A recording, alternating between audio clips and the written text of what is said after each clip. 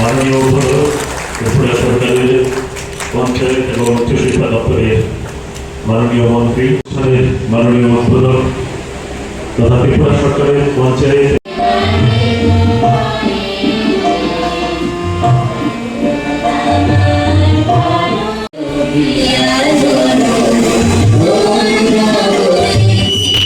আমি মনে করি শুধুমাত্র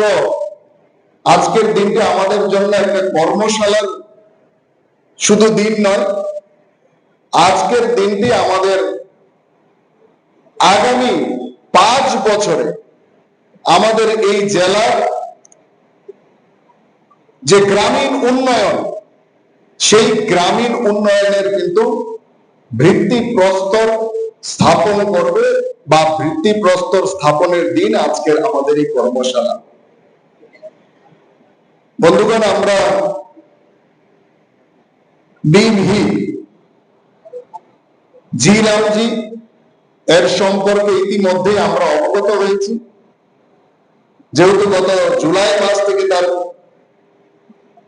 কাজ শুরু হয়ে গেছে, যার পূর্ণ রূপ বিকশিত ভারত গ্যারান্টি ফর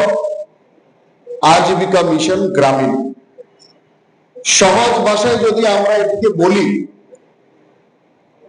এটি এমন একটি আমাদের গ্রামীণ কর্মসংস্থান এবং উন্নয়নের কাঠামো, যার লক্ষ্য শুধুমাত্র আমাদের গ্রামীণ মানুষদের কাজ দেওয়া নয়, যার লক্ষ্য আমাদের কাজের সঙ্গে সঙ্গে মানুষের জীবিকা, গ্রামীণ মানুষের দক্ষতা, গ্রামীণ মানুষের উৎপাদনশীল সম্পদ তৈরি করা, গ্রামীণ পরিকাঠামো এবং প্রত্যেক গ্রামকে আত্মনির্ভরতার যে সুযোগ,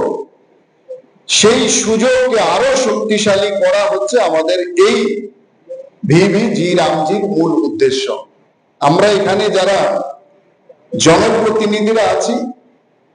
আমি মনে করি আমরা খুবই ভাগ্যবান, কারণ আমরা এমন একটা সময় আমরা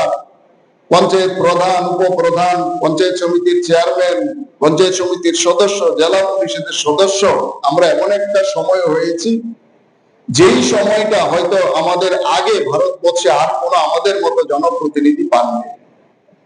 আমরা হাতে যেরকম ভিভি জি রামজি যেরকম আমরা পেয়েছি, ঠিক সেই রকম এই সময়টা আমরা ত্রিপুরা ভারতবর্ষের